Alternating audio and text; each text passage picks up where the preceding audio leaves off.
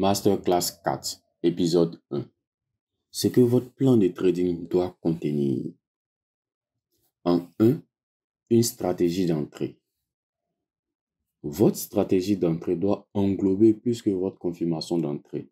Elle comprend les unités de temps que vous allez utiliser ou encore la liste complète de toutes les conditions qui valident ou qui invalident un trade potentiel. En 2, une stratégie de sortie. 90% des traders passent leur temps à optimiser leur stratégie d'entrée, mais n'ont pas de stratégie de sortie. Pour y parvenir, posez-vous les questions suivantes. Où allez-vous placer votre take profit? Où allez-vous placer votre stop loss? Selon moi, savoir placer votre stop loss est bien plus important que de savoir placer votre take profit, car elle déterminera le niveau de risque et de perte que vous allez tolérer sur votre potentielle position. Je vous avoue même, une bonne optimisation de votre stop loss vous épargnera les pertes de sommes colossales. D'où la question suivante. Qu'est-ce qui vous fera couper une position en perte pour minimiser le risque? La minimisation du risque est bien plus importante que la position elle-même. Mais comme on le sait tous, on a tous tendance à se préoccuper de trouver une bonne opportunité que même du risque. D'autres personnes se permettent de prendre des positions et se croiser les bras en considérant que l'essentiel est déjà fait, alors que c'est maintenant que l'essentiel commence. Mais on ne doit pas en vouloir à ces personnes, puisque c'est l'idée même qu'on les ait vendues du trading. Ce qui est intéressant, c'est qu'ils payent le prix très cher sur les marchés.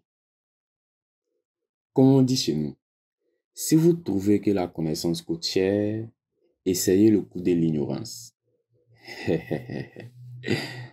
Je sais, ça fait trop président Bobo dans le crocodile du Botswana.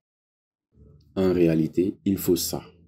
Au lieu de donner une petite fessée pas aux débutants pour qu'ils s'améliorent, on laisse les marchés leur donner des KO, de vrais hypercutes. Que peut-on dire? C'est la vie.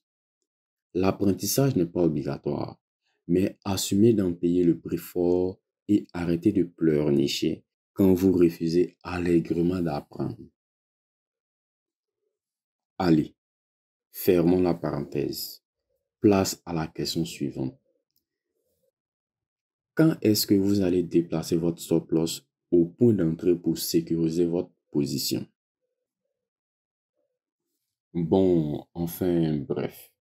Il y a plusieurs points que votre plan de trading doit impérativement avoir. Pour l'instant, contentez-vous de ces 2 points qu'on vient de voir. Bien évidemment, qui sont une stratégie d'entrée et une stratégie de sortie. Passons maintenant à l'épisode 2.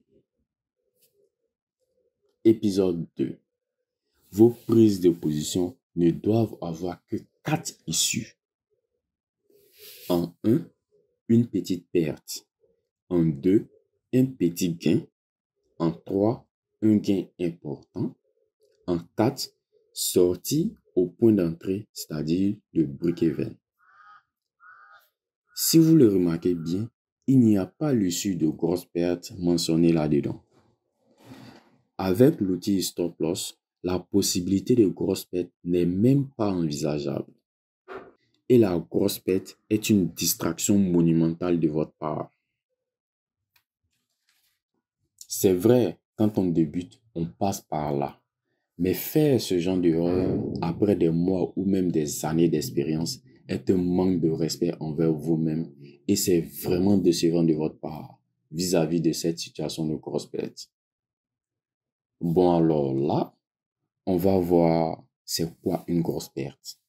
Une grosse perte dans le domaine du trading, c'est lorsque vous vous permettez de prendre une ou plusieurs positions qui dépassent la capacité de votre capital. Ou encore, dans l'autre cas, c'est lorsque vous laissez grandir une petite perte jusqu'à vous mener à votre ruine. On connaît tous l'issue de ce genre de comportement. C'est le carnage du compte direct. même avoir un petit capital n'est pas une excuse valable. Vous le savez, c'est moi, Cheikh le chercheur quand même. Je ne vais pas vous laisser écouter mon podcast jusqu'à ce niveau sans vous donner des solutions parmi tant d'autres pour éviter la grosse perte. Ok.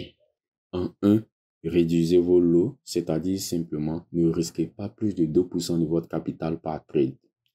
On n'est pas des charlatans ni des marabouts pour connaître à l'avance l'issue d'un trade. Ce qui pousse les gens à presque tout miser sur un trade, c'est qu'ils croient aveuglément que la position qu'ils s'apprêtent à prendre est le prochain coup du siècle jusqu'à ce qu'ils finissent déçus par celle-ci. Il y a aussi la propagande des réseaux sociaux, des traders qui ont ces comportements de clown.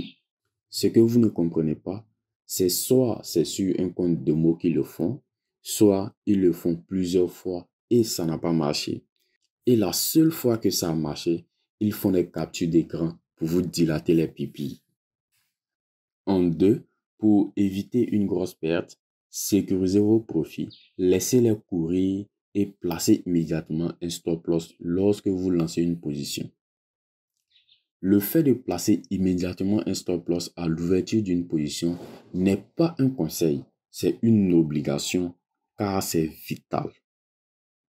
Même les traders qui ont plus de 20 années d'expérience ne rigolent pas avec les stop loss. Ils le placent sans même réfléchir.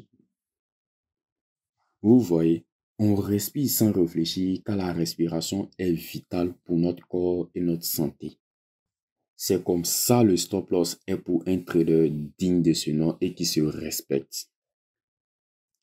Avez-vous déjà vu un être humain sans respiration pendant plus d'une heure, même 30 minutes, révèle d'un niveau presque inhumain?